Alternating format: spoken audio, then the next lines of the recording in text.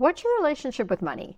Is it one of ease and flow and a sense of abundance and knowing that you will always have enough for what you need? Or is it more fear and agitation and scarcity? Kind of like I have to keep chasing it because no matter how much I have, it could go at any time. It's almost like I have to have more than enough to be able to relax and feel like I have enough. But here's the good news. It's actually pretty simple to change that way of relating to it and start to come into alignment with money in a way that feels trusting and expansive and creative and playful. I felt this way about money for years. It was like a roller coaster. And then I would get to a place where I felt like I had enough, but then an unexpected expense would come up, or tenants would tell me they were moving out, or a client would leave, and then I would feel like, no, no, no, no, no, now I don't have enough, and now I have to worry about it again. So if money is a challenge for you, and if it's hard for you to really trust and be in the flow of abundance and wealth, you are going to love this conversation because Sarah McCrum gets it. She's the author of a book called Love Money, Money Loves You. She studied energy with Chinese masters for 25 years, and she gets how the energy of money moves in our lives and how we constrict and cut ourselves off from the flow of it. So this conversation is really going to open up new possibilities for you around money and a new way of thinking about it and engaging with it. After you've listened and paused and taken several notes, because I know that you will, it's so good.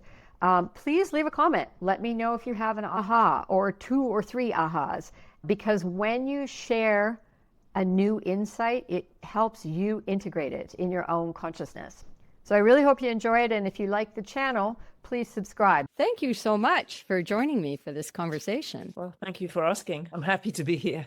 I came across your work actually via someone else I interviewed on my podcast some time ago, Linda Cesara.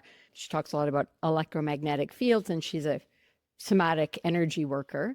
And she recommended your work, and I found you and your books and some of your courses, and I am steeped in it now. Yes.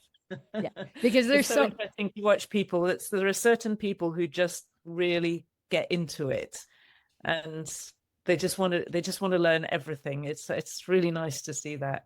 Yeah, it's just so fascinating. And you're author of 2 books, Love Money, Yep. Money Loves You, and Energy on Demand. Yeah.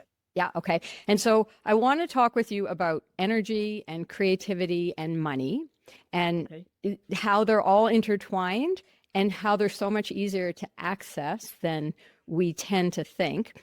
Because your life's work is to guide others to connect with these energies, with these elements in a relaxed and trusting and expansive way. So it's so cool to find guides who can help us do that, because we can't often seem to quite get there on our own. We get tangled up in so many things.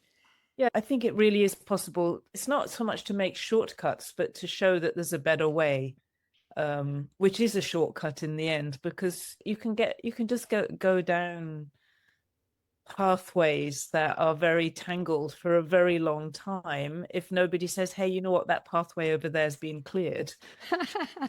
You don't know unless somebody tells you. Yeah. So we're going to dive into these topics, and I want to start with energy because energy is fascinating, and I want to give us lots of room for that. Nice, because I don't always get the chance to talk so much about energy, so in a funny kind of way. So I like that. Okay, good. But first I want to start with, how did you learn about energy? How did you come to know what you know? Yeah. How did I start? Well, I started because my sister died, basically. I was 30. My younger sister died. And after about 6 months, I was emotionally just completely stuck. I think in the early stages of grief, I would cry and I'd feel better. And then I came to a point where that didn't work anymore. And I knew that I was stuck. I just felt like nothing's moving on. I'm not progressing. I think as a human being, you know that. And so I started looking around for a therapy, if you like, or some kind of help. which was not a talking therapy, because I knew that if it was talking, I would just talk. I could kind of talk the what do we say? The hind legs off a donkey. That's right. It's a British expression. I knew I could do that. I didn't want to go into psychotherapy. And so I did acupuncture. And in my very first acupuncture session, I felt completely fine afterwards, just like happy, back to myself. And like in 45 minutes, I went from having been stuck for months to feeling completely relaxed and happy in myself. So that got my curiosity. And about 9 months after that, I started experiencing a kind of very mild nausea. I felt like it was a kind of life nausea. I don't know how to describe it. It wasn't, so I didn't feel it was something physically wrong with me. And I told my friends, it's like a spiritual travel sickness or something. I hardly knew what I was saying. And I was introduced to Qigong with a Chinese master. And I started doing Qigong, which is all about energy. I found it very, very difficult, but very, very fascinating. And so I stuck with it. And I spent 7 years with that master in London doing Qigong, doing exercises and meditations and learning about energy. And then I moved to another master who I trained with for another 15 years, or another Chinese master, where it was kind of like we did energy for everything. It was like energy for health, relationships, money, just the whole lot. We looked at everything through the lens or the experience of energy. So that's really why energy is such an important part of my life. I'm enrolled in one of your courses right now. It's a year-long course called Wealth Streams, and you have guided activations. And so I've just done one of the very first ones, which is called What is Energy? And it's so wonderful. So if you want to springboard off of that, but please say in your perspective, what is energy? It's a very rich question, actually, because at one level, energy is everything. So what that means is everything is made out of energy. We can say everything is frequency, everything is vibration, everything is actually moving, everything is alive. We know that scientifically now, but actually we've known that for a lot longer. We knew it long before the scientists knew it. So at one level, everything is energy. But also at a human level, we experience energy. We experience the energy of being alive. And when a person is dead, their energy is obviously very, very different. So the Chinese talk a lot about the life force energy, or the qi, which is flowing through us when we're alive. And our energy is what determines everything actually that happens in our life. Like, you know, if you smile, that's an energy, and there's an energy that's transmitted through a smile. How does your heart beat? Your heart doesn't beat because you've got a drum or something, you go boom, boom, boom. It beats because it's alive, because it's energy. It's the energy, we could say, that beats the heart, actually. It's the energy of life that breathes our lungs, grows our hair, moves us. The thoughts we have in our mind, you get a thought, you have an idea. Where does that come from? I would say it comes from the energy field, the field of energy, which is the field of everything. It's the field of all potentiality, but it's also the field of all what's actually happening. And it's the field of everything that has ever happened, ever. All of that is contained or kind of imprinted on the energy. So, when I talk about it like that, you can see we could probably talk all day and only feel we're touching the surface of what energy is. But for a human being, it's very important, because if you want to wake up in the morning and feel energized about your work, you're looking for how to manage your energy in such a way that you do wake up like that and you don't wake up feeling exhausted. So how we interact with this vast field of energy is very, very important for human beings, because that's what determines the quality of our life. And when you say learning how to manage your energy, what I'm feeling is there's my energy, which is connected to the energy. So exactly. When I'm specifically talking about managing my energy, like what's the distinction there? Really, if you think about it as kind of a bit like a relationship, yes, your energy is part of the whole, but if you just think about it that way, it can make you really passive. And you see people, they say, well, I'm just going to live in the flow because I'm connected with everything, but they don't necessarily live a good life. Flow is wonderful. It's a wonderful part of life, but it's not all of life. So we need to figure out also how to manage our own energy in relationship with the totality of energy, so to speak. So what I'm teaching people is how to receive fresh energy that makes you healthy and feel good and happy and gives you new ideas and gives you the energy to go and turn those ideas into reality, and how to release the old energy, which is all the stuff that you've done in the past, all the maybe past ideas, for example, things you learned when you were a child. You don't want to keep all of that in your own personal field. So we have this process of constantly receiving energy and releasing energy. We receive fresh energy, we release old energy, and that is a healthy life. When our life gets out of balance, we hold on to old energy and we start to feel really stuck, because we're actually holding on to stuff that is like very old. It's like crusty and not very nice. And we're not able to receive enough fresh energy. And so we start to feel stuck, and you feel like, oh, I'm not really living, for example. Or there are also some people who are very, very open, receive lots of fresh energy, but they let it go so quickly. It's like they don't do anything with it. They don't create with it. So we need to learn what energy is and how my energy works with the totality of it, but also in my own life and my own circumstances. There's a beautiful art to living, actually, which you grow by understanding more about energy. I love that you're saying there's a beautiful art, because it's so creative. It's we are creativity, creating all the time.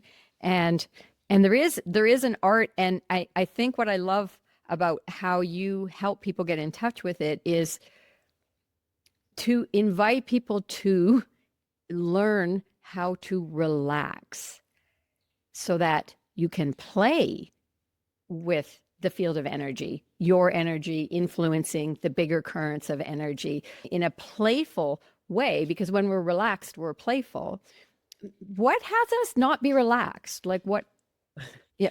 Actually, relaxation sounds so simple, and it's a very deep thing. But let's go to what happens. So when you're not relaxed, you're tense, you're tight, you're contracted. Yeah. And we feel that our body feels tense, our muscles feel tense. What also contracts is your energy channels.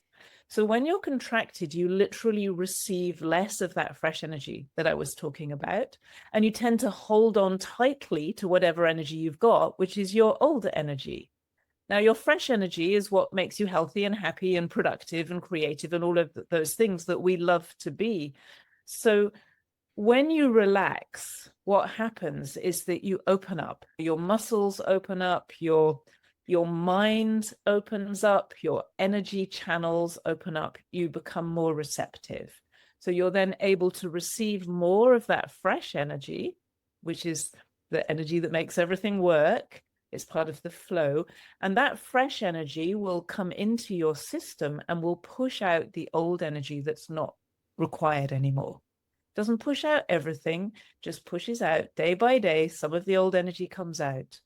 Every cell needs to receive fresh energy and release old energy, and the whole human being is the same. So that's the process of life, if you like. As long as we're alive, we're receiving fresh energy and releasing old energy, just like we breathe fresh air and release stale air, carbon dioxide.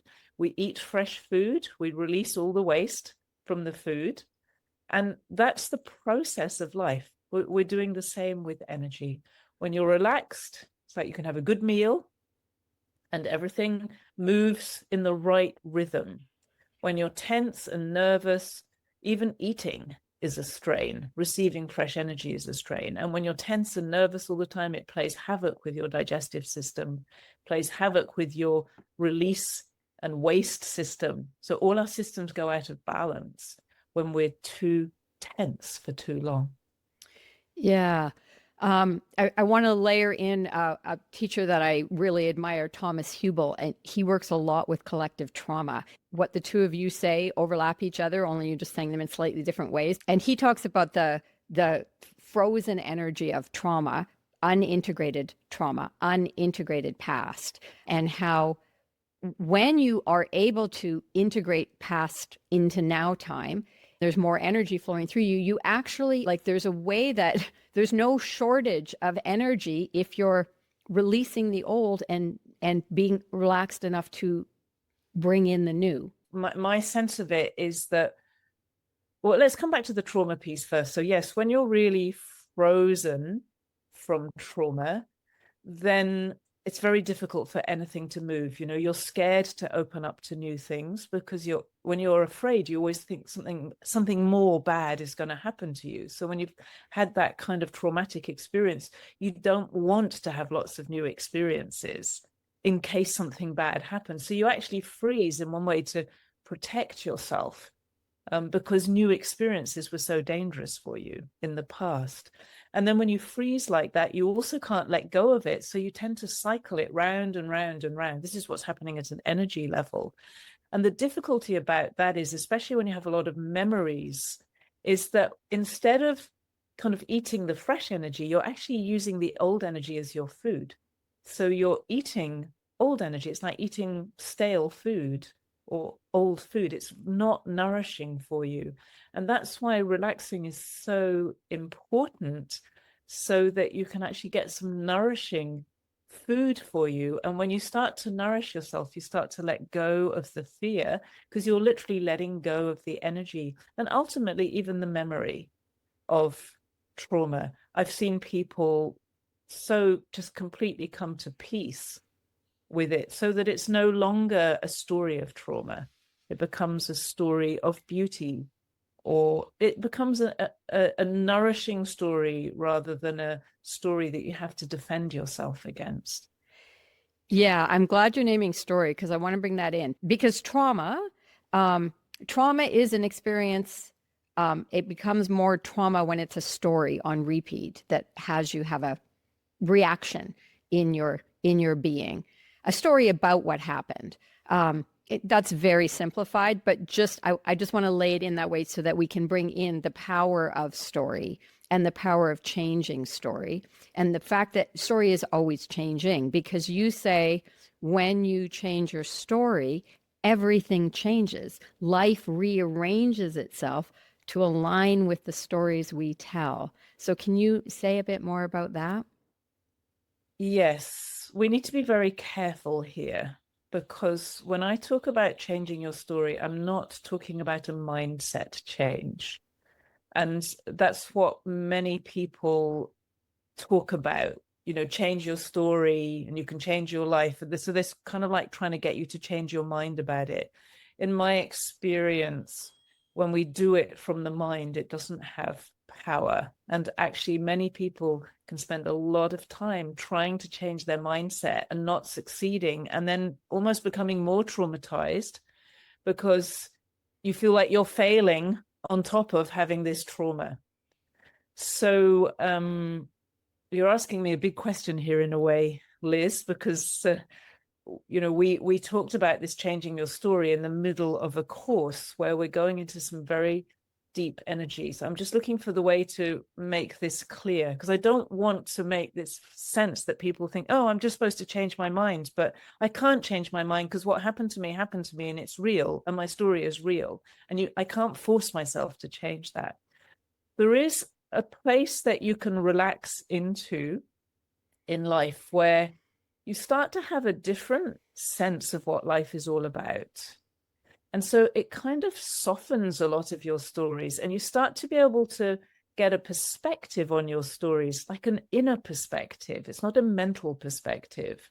And you can see a story that you've told many times, and you can see that without changing the event that caused the trauma, let's say, there is another way of seeing that story. So a typical example, which many people will be familiar with, and actually was my story, when my sister died at the age of 30, when she first got sick, she had a brain tumor. I remember, like, the shock and the just like the impossibility of something like that happening to my family. I couldn't compute it. It's like, you know, you just, until something like that happens, you don't imagine that it's possible on the whole.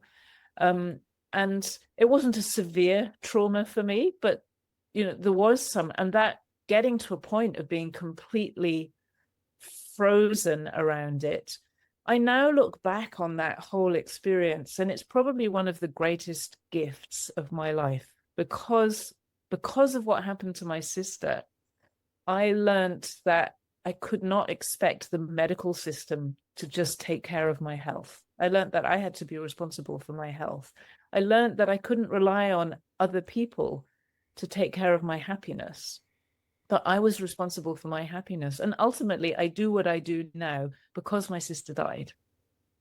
So that's, we often hear that from people who have experienced very traumatic experiences. And many of our great teachers are people who have transformed trauma into something that is now a nourishment, not only for them, but also for other people. So that's the kind of archetype of that shift, but it doesn't come from forcing a mindset change. It's a change that happens in your heart, but not only in your heart either. For me, it happens in your being and in your understanding of what life is and where you fit in life. Because if you see life as a cruel, punishing system, you're not going to experience that kind of change. Mm-hmm. So it's when we start to experience life as a loving system, then we can access this different experience of our own stories. It's like, okay, I actually can change that story because I choose to, because it's not working for me anymore. It doesn't help me anymore to think like this about whatever happened. I can think differently about it, and then I feel different, and then different things start to happen. So how does somebody experience life or start to experience life as a loving system when it doesn't feel that way to them? That's where I feel, you know, before we started, we were talking about guidance. That's where I feel that we need guidance. If life doesn't feel like that to you, sometimes people find that on their own. There are a few famous examples like Eckhart Tolle, who was, I think, pretty much about to kill himself. And then somehow he changed overnight. But waiting for that is like waiting for the day that never comes. You know, you can't count on that. It happened to him. It happened to Byron Katie like that. And sometimes we hear these stories and think, oh, that's what's supposed to happen to me. But that's a very, very tough way to live, to wait till you're so on the edge that you can't handle life anymore at all. So the other way is that you meet and you spend time in a community and around people who are already experiencing that, at least to some extent. So that's what I try to create, is a place where people can come and gently immerse themselves in that kind of energy field. It's not really me who does it. I create an environment where people can have this experience, where little by little, through their painful and punishing experiences, they discover other people who've had similar experiences and have found that different perspective and are living a more loving experience of life, and it seems to be working for them. And then your energy starts to say, I like that. I want more of that. And your energy starts to go out. Literally, this is what happens. It kind of goes out looking for all the bits that it's missing, that taste good, that feel good, and it starts to bring them to you. So there's a really simple principle in here, which is an interesting one. When there are two people and one of them, their energy field is more coherent than the other person's, that means more loving is more coherent, more punishing, more painful, more suffering is less coherent, more chaotic, okay? The more coherent energy will always organize the less coherent energy. So the less coherent energy is kind of attracted to being more coherent.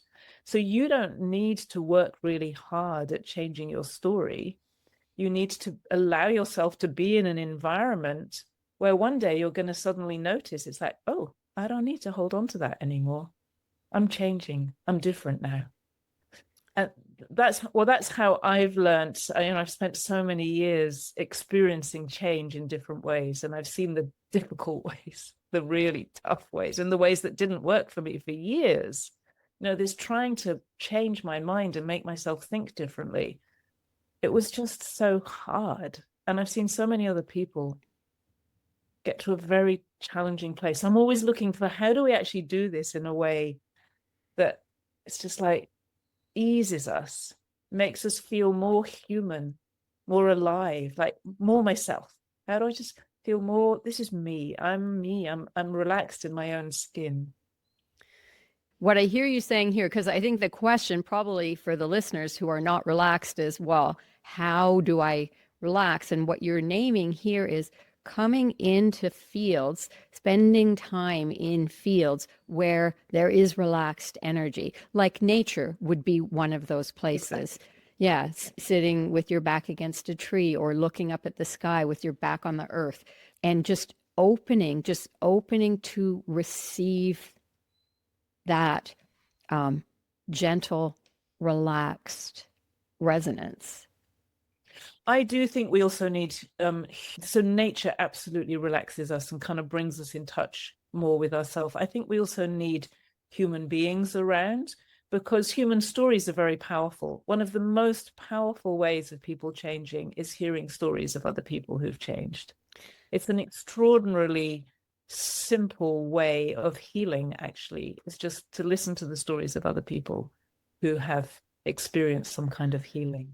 I'm thinking of like how you said with your sister, until it happened, you couldn't imagine it happening. And it's the same with stories of people who have healed through things. When you hear a story, now you can imagine the possibility of it.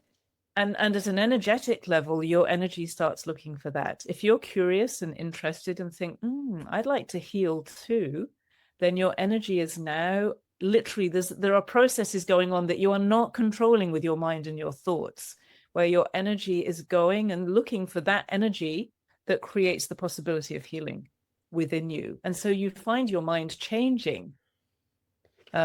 It's changed by your experience. And the other thing I want to say, when people say, well, how do I relax? Actually, the likelihood is, as you're listening to this conversation, you're beginning to relax. Because even as we're talking here, we're creating a field of relaxation.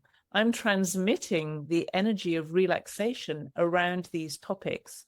And anybody listening is very likely to be experiencing at least some of that. You might start to notice that your systems start to calm down and relax more. Yeah, beautiful. And I want to bring in, because in this, like the fresh, bringing in the fresh, letting go of the old, you speak to life is a constant process of creating new versions of yourself and letting go of old versions of yourself, not just energy, but actual versions of yourself. I know they're the same, but I love that language. And so you have a very specific way that you suggest people can play with to align with this process in an empowered way, starting with dissatisfaction. Yes. This is all really an extension of the receiving and releasing energy topic that we've already started. So when you feel dissatisfied in your life, really what's happening is whatever you've got, which might have been wonderful a year ago or 2 years ago or last week even, is not feeling enough for you anymore. You're wanting more, or you're wanting something new. That is the most natural thing in the world. It's like life is always looking for new experiences of itself, and you're part of that. So dissatisfaction is actually a really healthy thing, because it's like, oh, I'm looking for something new. And it can be anything. I'm not satisfied with the amount of money I'm making. I'd like to make more money. That's going to mean that I need to create more value in the world. I need to provide more service to people so that I can make more money. So there's a whole lot of stuff that comes with that. So dissatisfaction is the kickoff point of change and of expansion and of growth. We tend to reject dissatisfaction, which actually means we just stay in it. We get stuck in it. Everything you reject, you get stuck in, basically. So it doesn't work very well. You go round and round and round. Oh, I'm so sick of this. I'd meet people all the time. I'm so sick of this job. And I try to show them how to appreciate the job they're in, because then they relax and then they get some new energy, then they can get a new job. But some people, it's like, no, I'm just sick of this job. I'm not going to be happy until I get another job. And I say, well, actually, get happy and you're very likely to get another job. So dissatisfaction is kind of the kickoff. When you feel dissatisfaction, really the sensible thing to do is say, okay, so what do I want instead? What would be better? And that immediately puts you into a very creative mindset, if you like. It puts you actually into a very creative state where you're now open and curious. It's like, what would I like? What would be better? What do I want to create? Or what do I want to experience? Or what do I want to contribute? Because I'm dissatisfied with what I've got. And that openness and curiosity actually makes you look for new energy, because you need a new version. You can't do it with who you are now. If you want to make more money, you're making the money you can with the energy you've got. If you want to make more money, you need some new energy in there. And so your energy goes looking, your experience starts to change. And little by little, especially if you're relaxed, you actually start to receive the energy of that new amount of money and the new service, the new value creation, whatever is required to do that. So this is the process of human evolution, if you like, from dissatisfaction to satisfaction, finding something new, then you get dissatisfied with that, you look for something new. And that just goes on all the time. Okay, so what do you do with that part in the middle where you're dissatisfied? You said you're dissatisfied, and then you can say, well, what do I want to create and what new things? But what about the in between those two things that I can't do this. I don't have what I need to do this. I don't have the capacity. I don't have the resources. I don't have the what do we do with that whole collection of stuff? We talk about the gap. We often talk about the gap. Okay. That's the gap. So there's something you want, there's a wish. And then there's a gap until you fulfill that wish. I talk about the gap. There's a very famous tube station, underground station in London. It has a big gap between the train and the platform. And they have this very famous, still from the 1950s or something, recording that says, mind the gap. And anyone who's heard it will remember it, mind the gap. I'll never forget it. And so, how do we mind the gap? That's what we really need to learn. So what many people do is they get some inspiration. Let's say, I would like to do this, and then I could earn some more money and da, da, da, da, da. And then, like you said, they think, well, I don't have the resources. Well, of course you don't have the resources. If you had the resources, you wouldn't be wanting it. You've already got it. I don't know how to do it. Of course you don't know how to do it. Because if you knew how to do it, you would have already done it. I'm not good enough. Of course you're not good enough, because you're not there yet. You're trying to become good enough to get this thing that you want. It's not that you're a bad person or you're not enough or anything. It's just absolutely true that right now where you are isn't enough for what you want. Always the case. So we can then learn to live with and appreciate this not enoughness, but also to let go of that version of you that wasn't enough and invite in the energy that's going to make you able to reach this next level. And the sad thing is that we sabotage that so much on the whole, because the problem about sitting there thinking, I'm not enough, I can't do this, I don't know how to do this, is that you actually create more and more of that, rather than, I don't know how to do it, so I wonder how I'm going to get there. It's such a different thing. I don't know how to do it. I'm useless. I can't do this. This is too much for me. Or it's hard. I don't know how to do this. That's true. It's hard. Yeah, it is hard. I've never done this before. Yeah, that's true. So how can I? What will I do? Who could I learn from? What do I need to change? This little shift into curiosity about your own growth is so powerful compared to sitting in the I can't and I'll never be able to. When we can make that shift really flexibly, can you imagine actually what kind of life you can live? And what is the resistance to let go of the old us? Well, the old you, first of all, is what you're very familiar with. So you don't know the new you. You don't even really, you might a little bit know what it feels like. You might have felt the energy of it a bit. You don't know that. So it's not familiar. You don't maybe even know how to recognize it. You don't know what you have to be to get this new outcome that you want, but you really know the old you. So also the old energy is more static. Fresh energy is more flexible. It moves faster. And the old energy is more static. If you think about babies, how flexible they are and how alive their skin is, you think about somebody who's very old, they're very stiff, very unalive by comparison. So the fresh energy is like baby energy, and the old energy is like old person energy. So it's A, static, it moves more slowly. B, it's familiar. So you tend to hold on to it because you feel unsteady. It's like, oh, I'm getting into new territory. What can I hold on to make me feel stable? And you try to hold on to what you're actually trying to get rid of.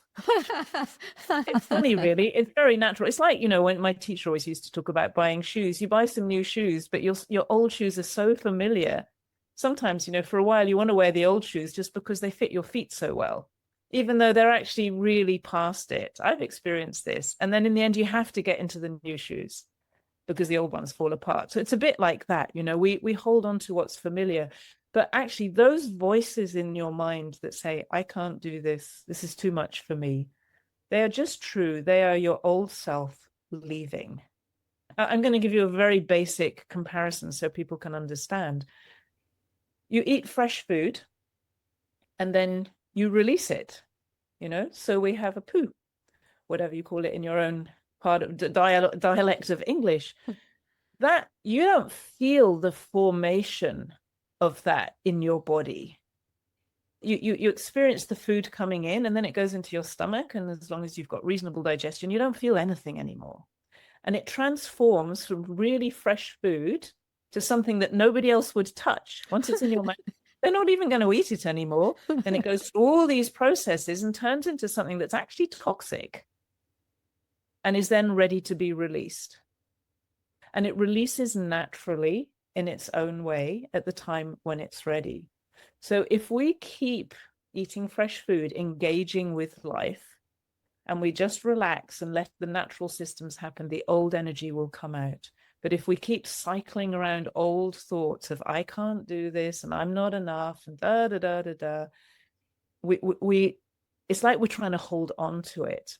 And the thing to remember is that the only time you feel all that toxic waste that's in your body is when it's actually coming out.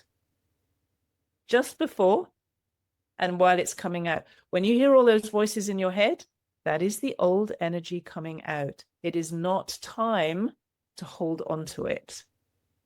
It is not time to keep repeating over and over again all of these things. It's like, oh, great, all my inadequacy is leaving now. I'm growing. So all those negative voices are actually a growing moment, but unfortunately, we tend to hold on to them. And it's literally like trying to hold on to our own shit. It's crazy. It doesn't work. But yeah, it's what we do. Let's actually pivot into money, shall we? Because you help people create a deep transformation in their relationship with money. What's the biggest misunderstanding we have about money, and how does that shape our financial reality? I think the biggest misunderstanding, which is not always even conscious, but produces all the money problems that we have, is that money is somehow evil, dirty, corrupting, dangerous, negative.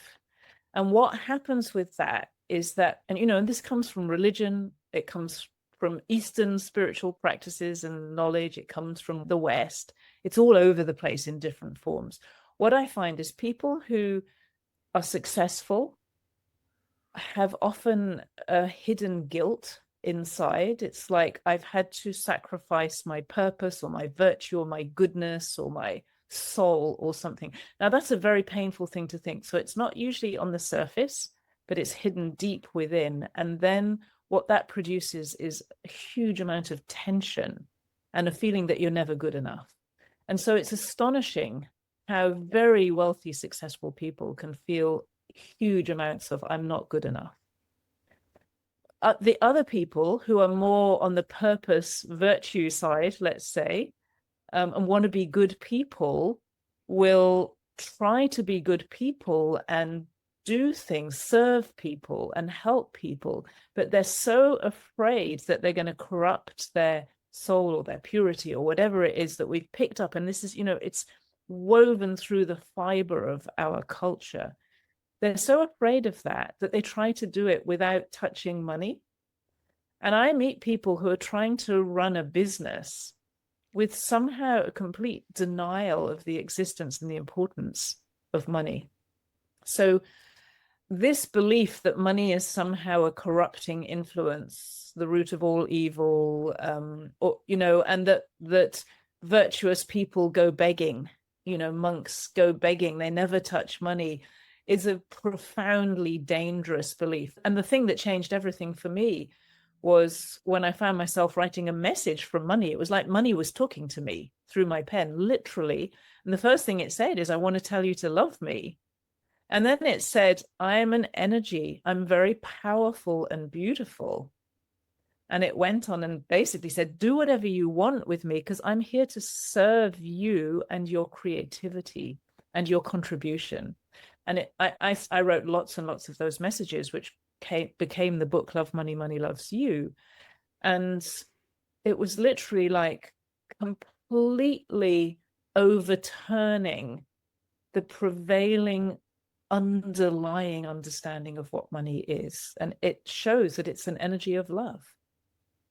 And so we go back to what we were talking about earlier. Do you experience life as punishing and harsh? Many people experience money that way, or something that I've got to grasp because it might run away from me. Or do you experience money as an energy of the same life, this life that's actually a loving life? Is life love? Is it a loving universe or not? When you start to experience that and allow money to be part of that, you have a profoundly different experience of money.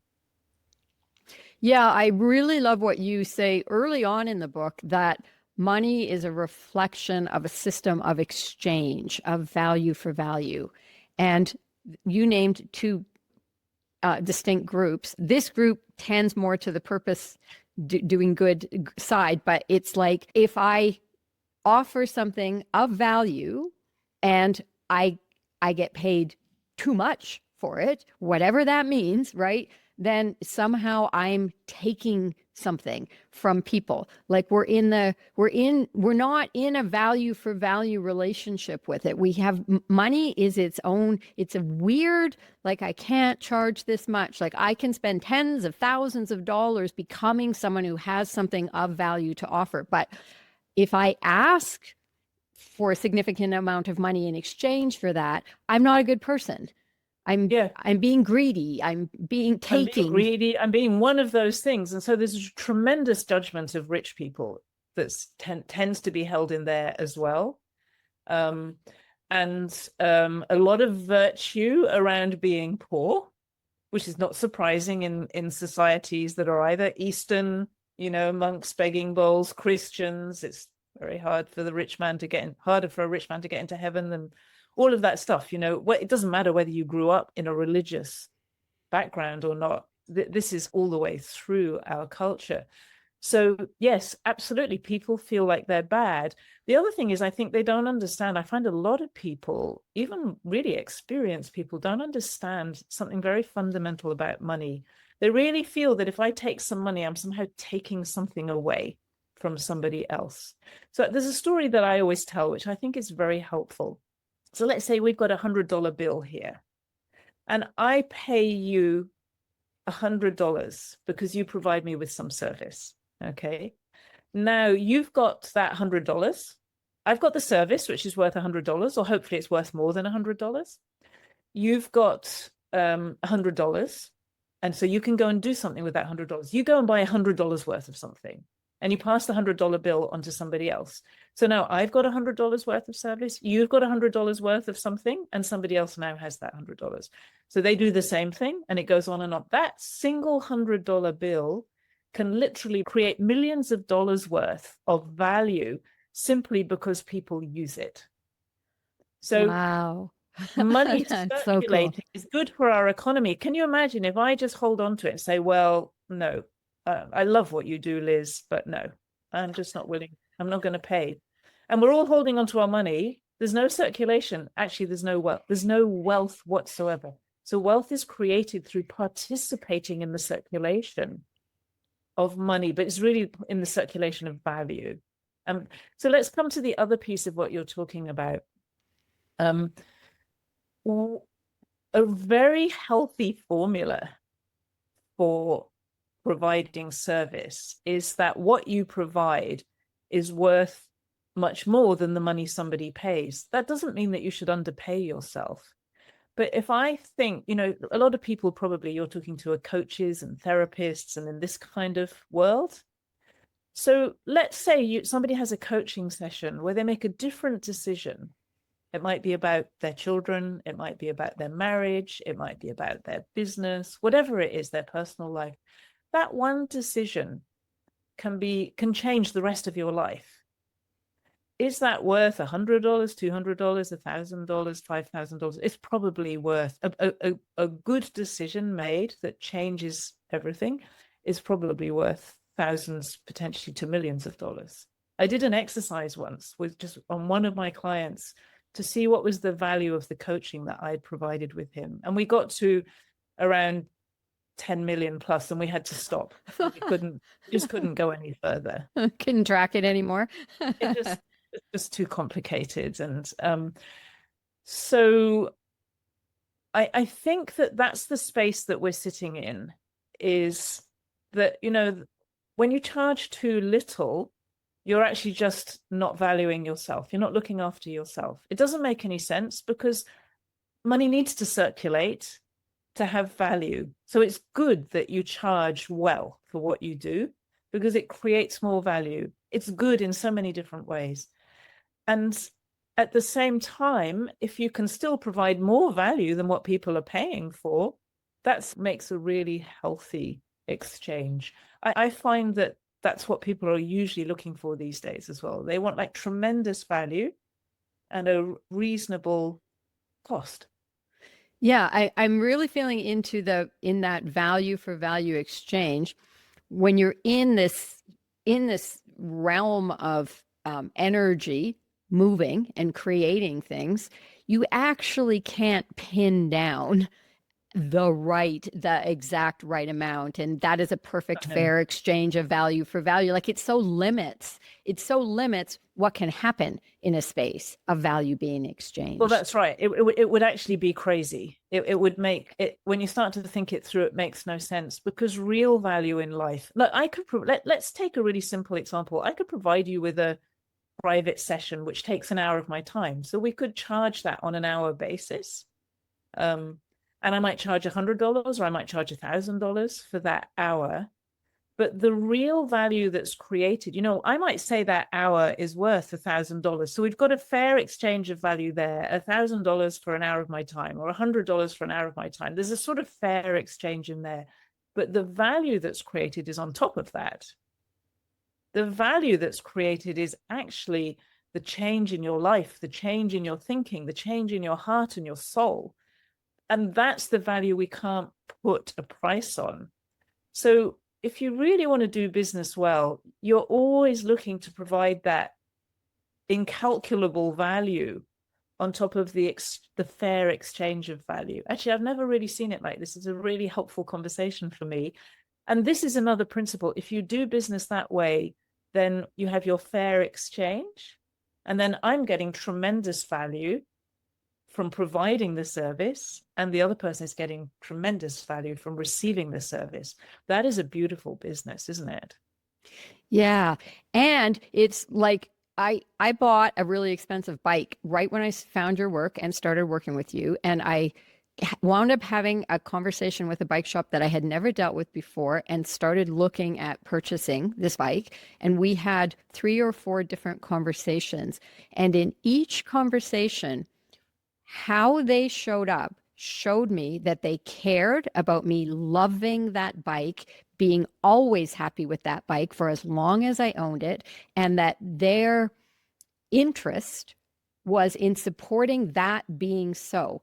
And that, to me, was the reason to buy the bike. It wasn't about, I get this bike for this much money. I could feel the value of being in relationship with these people around this exchange. And they're then also saying they care about, in a way, the benefits you get from the bike. So you could buy the same bike in another shop, but now you have you caring about the bike and the experience. You've got them caring about that in some way and supporting you over the lifetime of the bike. You get all the health and other benefits from having the bike. You've got this relationship of trust where if something goes wrong, you know exactly where to go. You also don't have to then spend an hour like I did a couple of years ago trying to figure out where to take my bike to get it fixed. It took me, it's like even that takes time, which is valuable stuff. So we start to see these layers of value in life. And then, bringing exchange down to fair exchange, it's like you say, it's so limiting. But there is a notion in there of a price for the bike that is good for the shop, that they can be profitable. It's good for you. You're willing to pay it. So now we start to really have a much richer understanding of value, which is what sits inside money. Money is about value fundamentally. Well, let's bring in now, I want to bring in wealth, because value is wealth, right? And you say money does not equal wealth. So you teach about a conscious business, and I feel like also a conscious life. There are 4 currencies that are essential to creating wealth, to experiencing wealth. So shall we go into those? Yeah. It's, so look, I never want to say that I have the answer. So these are the 4 currencies that I consider to be essential. Somebody else might have another one, and that's great. But for me, this is kind of what I worked out. I was actually sitting there thinking about assets. What's an asset?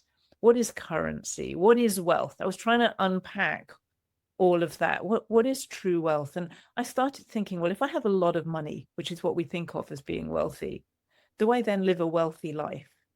And I thought, well, if I've got a lot of money, but I don't have any time, or I'm not using my time well. Let's say I've got a lot of money and I'm all day long, I don't know, I'm gambling, or I'm drinking, or I'm doing something because I'm completely miserable.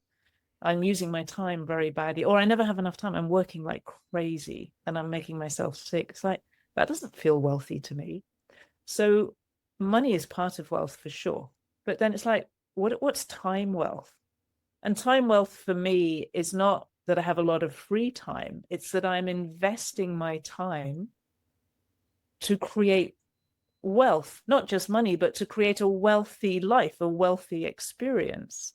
So now we have 2 currencies, money and time. I cannot imagine a life rich in money and poor in time that feels wealthy.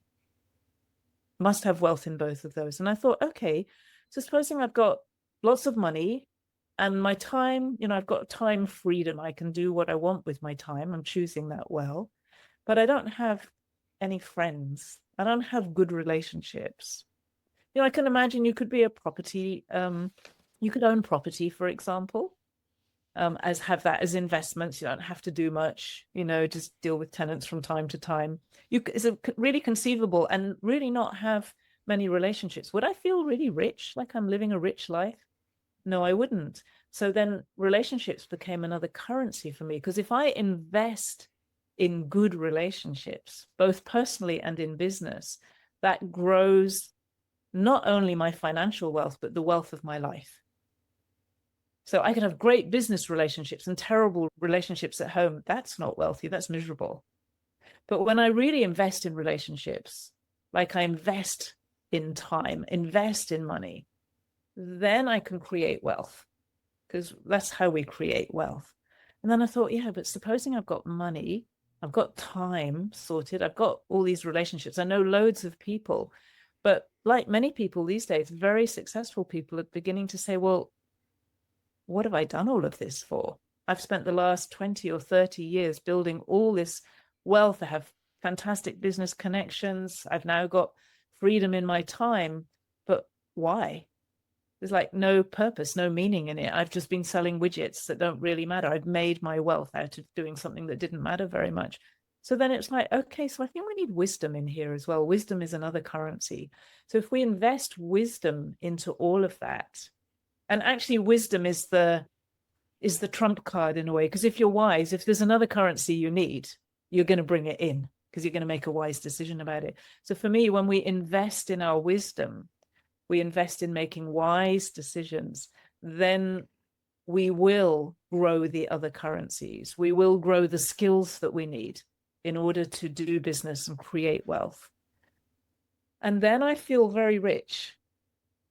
And my wealth is not just counted on how much money is in my bank account, because my money might be low at the moment because I've just invested in something, or, whatever. There may be many different reasons. It's not the definition of who I am anymore. So the wealth of my life then grows out of investing in these different currencies. What is wisdom? It's a very interesting question. So wisdom for me connects with consciousness. Wisdom is the ability to draw on a very expansive awareness. So you're aware of a lot of different possibilities in life, and you draw on that expansive awareness in order to make decisions. You use your consciousness to make decisions, to make choices. So somebody with very limited awareness, it's very difficult to make wise choices. You just don't know enough to be able to do that. The person who makes wise choices, the wisdom comes from curiosity about life. So you go and expand your awareness, and then you engage very consciously in making those choices. So wisdom to me is the ability to make, what can we say? I don't like to use this expression, but it's like higher order choices. So choices based on a more expanded awareness and understanding of life. And when you have that, you are automatically going to choose to make good choices. A wise person doesn't make bad choices. The more you know about life, the more you want naturally goodness and beauty and good things. So once you're cultivating wisdom, you're automatically going towards the goodness of life. I think that's where it sits for me. I love that you said higher order choices, actually, because I want to bring in something that you said about creativity, because I'm really curious, like, what's the role of energy in our creative expression? Like, how are energy and creativity working together? But you were saying if you're a highly creative person, you may resist structure and order, but disorder plus creativity can very quickly become resistance plus procrastination. I know this terrain and I love that so much. And can you please just say some more about that? Yes. So a lot of people mistake creativity for having inspired ideas. To me, creativity is creating things. So having an idea is actually not very creative. It's perhaps creative compared to somebody who never has any ideas. But, you can give yourself a little pat on the back, say, okay, I've got lots of ideas. But if you don't create anything with those ideas, they never come to anything. That at the best is a very frustrated creative, but really it's not creating at all. So to be genuinely creative, we need to actually create things. And a lot of creative people just have more and more and more and more and more and more and more ideas, and don't turn them into an outcome that creates a kind of success. What's a success? It connects with somebody else and it creates new experiences. So somebody who paints, I knew a woman who painted, an unbelievably incredible painter. All her paintings were in her basement because she didn't like the art world. She thought it was corrupt. So nobody ever saw her paintings. It's like, that's half of creation, but it's creation not fulfilled, or creativity not fulfilled. Now, if you want to turn an idea, which is very easy to have, just like open up, ideas pouring in for creative people. If you want to turn that into something that goes all the way to fulfill its destiny, let's say, you need a tremendous amount of discipline. And discipline feels like anathema to a creative person. It's like, no, I want to be in the flow. I want to be in all these ideas. But it's discipline that enables you to turn it into something, to do the boring bits, to find the market or the person, the people who are going to engage. They're going to read your book. They're going to buy your art so they can appreciate it, or put it in a gallery so that other people can. They're going to listen to your music. They're going to take part in your courses that you create. Whatever the experience is, you're always creating an experience, really, something that changes another human being. If your art doesn't change other people, maybe it's changing you, and that's fine, but something happens when it changes other people too. There's a circulation that emerges inside you. It's so fulfilling to do that. That takes discipline. It takes a lot of things that are not very creative. And look, if you're a very creative entrepreneur, you might have other people to do those things. But most of us have to get to the point where we can have those other people by doing it ourselves, first of all. And if we procrastinate, if we say, I just want to be in the flow, I don't feel like doing that today, we're never going to get to that point. And my mother's quite a well-known sculptor in Britain. And so I had this example. In fact, she didn't do any art while we were young because she knew that she would get so into it that she would abandon her children, I think, pretty much. But, I can see the work that it takes to create something that is so finished that people will pay tens, sometimes even hundreds of thousands of pounds for it because they love it. And even now she's 90 and she can't do the sculpture anymore, but she does have somebody who does the base work for her and follows her instructions. So she's still kind of doing things in a way. But what did it take for her to get to that point where she could have somebody who she trusts enough, apart from anything else, to follow her instructions? So, yeah, I think we have to face the fact that in life, flow is balanced by discipline, for example, however you want to put it. There is a time for not making a decision. That's not procrastination. That's timing, right timing. We don't have to force ourselves. There is a time for taking fast action.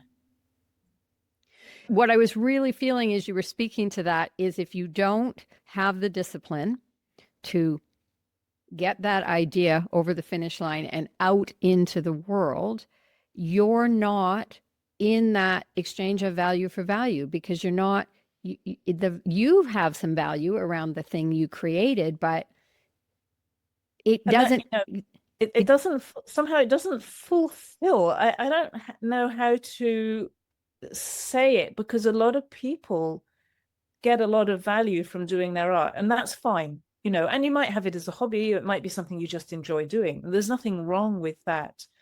But I know somebody recently who was a kind of secret songwriter, and she's been doing a course, and she was, the final part of the course was to actually share your songs. It was such a profound experience for her that she could never have known until she did it. And that's what I find with many creative people, is they don't understand what happens, what that circulation is with another person, because we live in a world that actually really worships this creativity for creativity's sake. It doesn't, rather than the contribution to culture, the contribution to changing people's experience. Maybe many artists do it almost as a way to survive themselves as well, because, they often have some quite tortured inner experiences, which is part of that pattern. But when you get that exchange with another human being, that's an exchange of energy that is far more than what you see on the surface of somebody maybe buying a painting. That's not what we're talking about. We're talking about somebody buying a lifetime of experience with that painting and enabling an artist to create more of those experiences for people. And all of that lifetime of beauty and joy and peace, or whatever it is, flows back to the artist as well. And you don't know that unless you share your art. Yeah. There's a couple things that I'm thinking of. I was a professional artist for 25 years and had financial success and awards and things like that. But eventually I just hit this place where it was not satisfying at all. And it felt like widget production. And I pulled up stakes and stopped doing it all. Didn't know I was stopping, but I was stopping. 6 years later, still had done nothing. And then I started to got pointed in a direction and started on walking through nature, just making mandalas, just following this practice of listening for what was calling me, putting it together, making mandalas. And then these mandalas started to take on a life of their own. They started talking to me. This is my name. This is my message. And so then I started writing about them in a blog and putting them in the world as an image with a name and a story, and very powerful.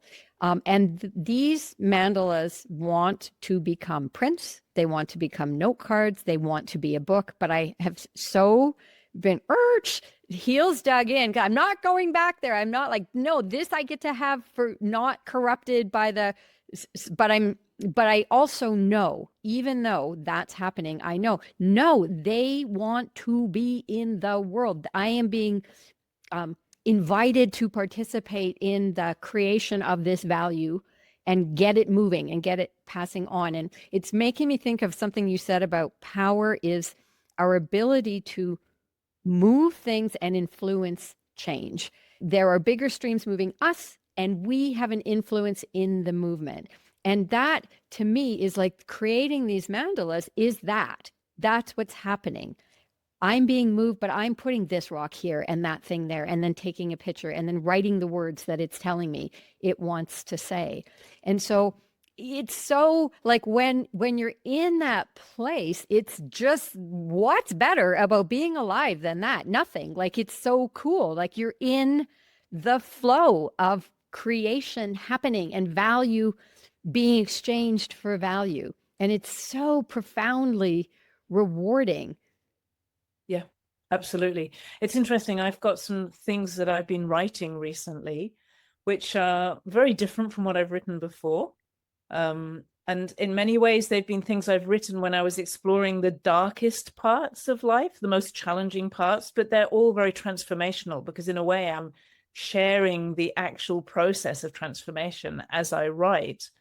And I also experienced that huge hesitation around sharing them, and there'll be plenty of excuses like, oh, well, it's so different from everything else I do, so it's not suitable for the same people, and I can't go out and market it because we all have excuses.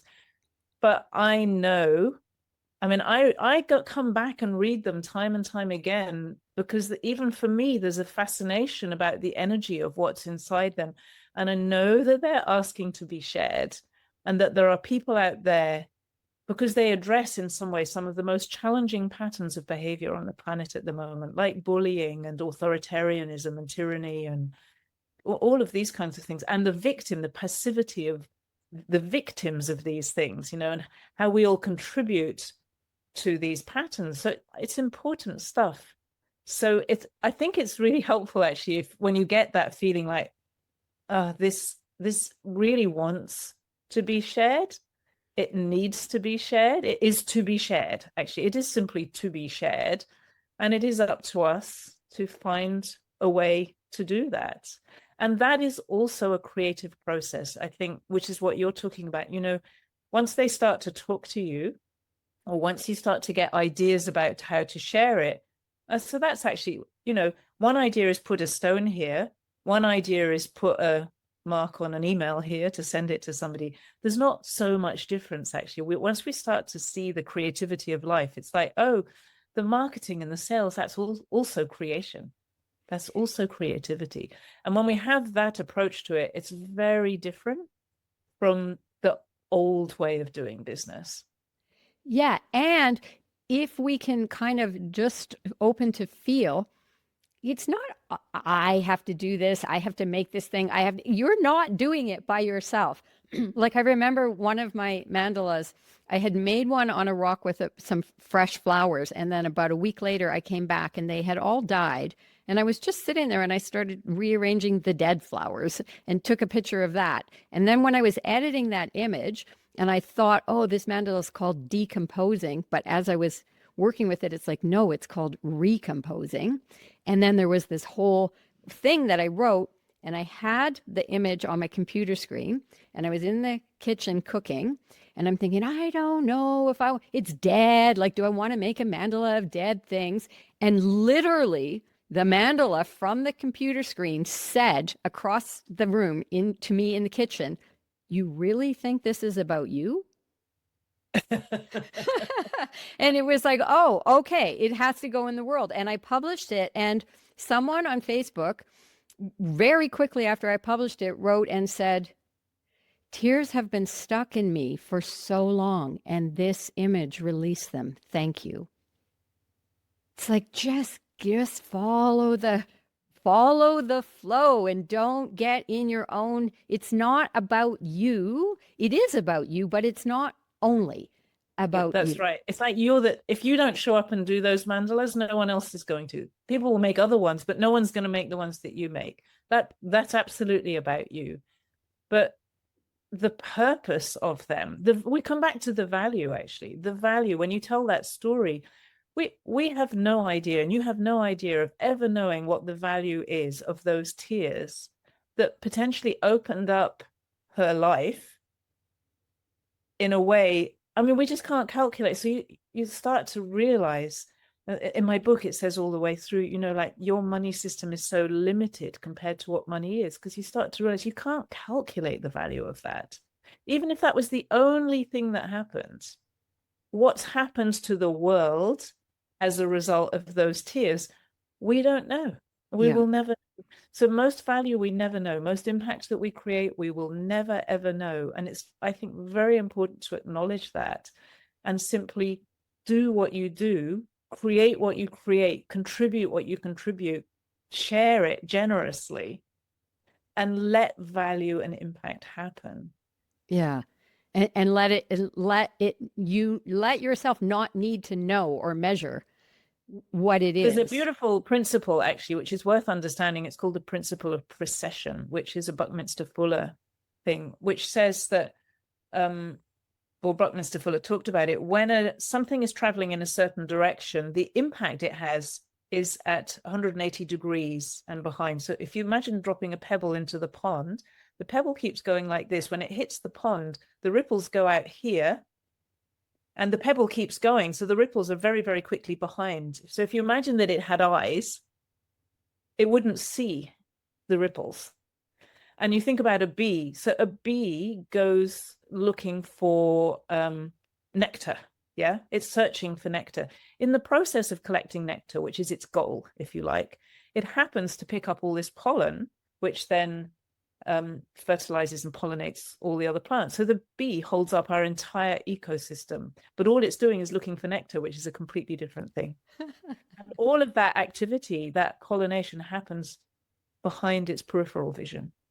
So it's a beautiful principle for us, because if we get distracted by the impact that we're creating, we tend to change direction all the time.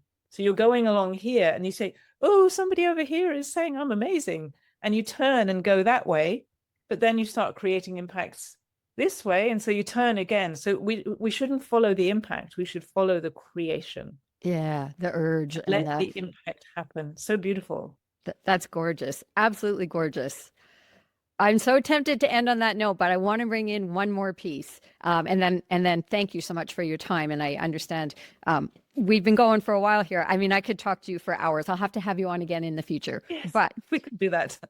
but I want to just, like, for the audience, let's leave them with the 4 ways of being with energy. If you think of energy as the river.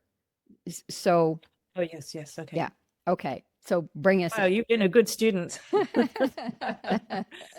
So, yes, people talk a lot about being in the flow or getting into the flow or being stuck. And so when I started thinking about that, I got this image of it being like a river. So sometimes in our life, we are literally trying to push against life. We're trying to force life to go in a different direction, or we're trying to go in the opposite direction to life. We don't like what life's doing to us. It feels unfair or wrong or miserable, and we want to go the other way. That's like trying to walk up river, walk against the flow of the river. And in many rivers, even if it's just up to your knees, it is extraordinarily hard work. You've got this flow of water against you. So that's one position, very common position in life, very uncomfortable. So the next thing we can do is just say, okay, I'm not going to move, frozen. I'm not going to try to go up river. That's too hard. I'm exhausted.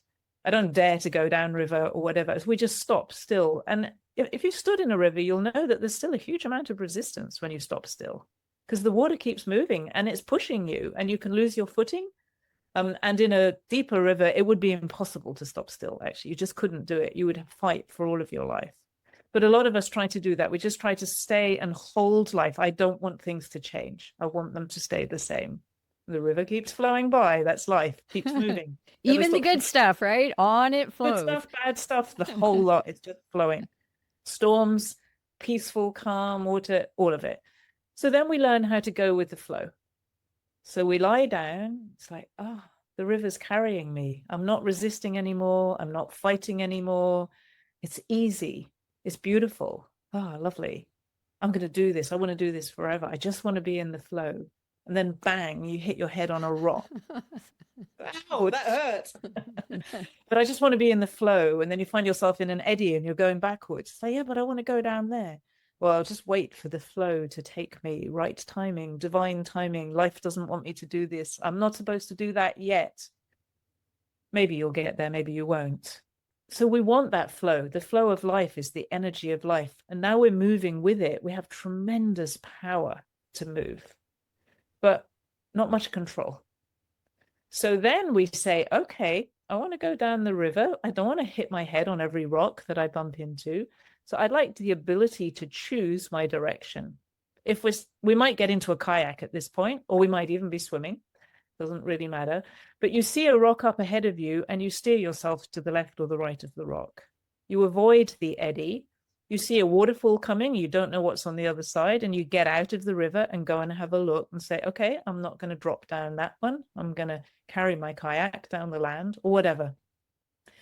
That is a wisely lived life. It's not actually wise to just be in the flow and imagine the universe is doing everything for you. Because the universe in a way doesn't care and you can bump into anything. So when we start to choose, we're really acting as life. It's like, I'm part of life. I'm not separate from it. I'm part of it and I'm part of life choosing. I want to go that way, not that way. I feel like me, Sarah, you, Liz, you're this kind of person and these kinds of choices suit you. They're not my choices. My choices are not your choices. So we then have to have the experience of free will. But what we're doing is using the power of life to move us. So we're not resisting it.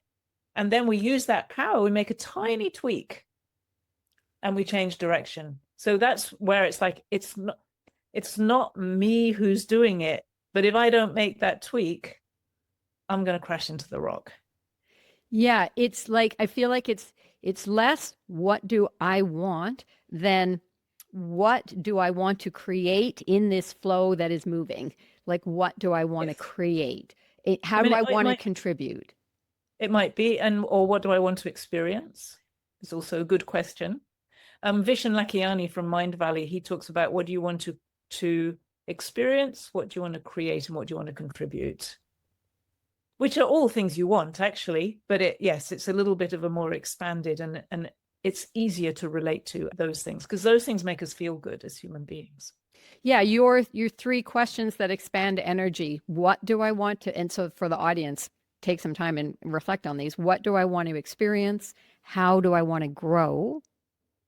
And what do I want to contribute to the planet? Like you kind of say, if you attend to those 3 questions, you kind of got it. You got what you need. And the beautiful thing about that is when you attend to those questions, you get supplied with the energy that will enable you to go there. So this comes to vision and, how do I get the energy I need to do the things I want to do, which goes right back to the beginning of the conversation. When you decide this is what I want to experience, or this is how I'm going to grow, this is who I'm going to become, or this is what I'm contributing, or it can also be this is what I want to create, you start to get the energy for that experience. And that's how you grow. Thank you so much, Sarah. What a great conversation this has been. it's beautiful to talk about things like this, always. Yeah, it really is. And we'll just quickly say right now, Sarah McCrum, MCCRUM, Sarah with an H, sarahmccrum.com is your website. So I'll put a bunch of links in the show notes. But for now, just people, if they want to go right away, they can head over there. And you have so many offerings and you have so many that are free. So if you just want to get a feel, like go take advantage of some of your free offerings and start to feel the energy of being aligned with what you're doing in your work. And then if you want more, you have several interesting and varied offerings that people can actually engage your services and really participate. And if you're interested in the kinds of things that Liz has been talking about, I can tell which course she's done, which has caused the questions that she's asking. She's like, I can literally see where she's coming from and what she's been exploring. So if you listen to her and you find her questions very interesting, that tells you a little bit about what we're doing. You've done Wellstreams, but you're also in Wellbeing, the source code. Yes. So you're deep in this exploration of life and what is life and what is true well-being. So we look at true wealth, we look at true well-being. There's the courses around money and the book. So you've tapped into almost all of them, not quite all of them today. Yeah. Which is really nice, actually. Yeah. Yeah. And I mean, I love what you said about how if you want to shift your resonance, shift your energy, shift your relationship with energy and with money, steep yourself in fields where this resonance is available to you. And I can say I've done enough now in your realms to say anything you go over and explore that Sarah's offering is going to start to open that space. So that's what it's all for. Yeah. Thank you so much, Sarah. And yes, I'm definitely going to have you on the show again. Maybe once I'm 6 months into Wellstreams or something and we start to see what's shifting and shaking around that, we'll come back on and talk more about it. Wonderful. I look forward to it. Thank you, Liz. Okay, you guys, hope you got as much value out of that conversation as I did. This is Gryffindor. Leave a comment about what you learned or how it expanded your thinking. And this is a brand new channel. If you did like it, I hope you'll check back in to see what's coming next or subscribe and you'll be notified.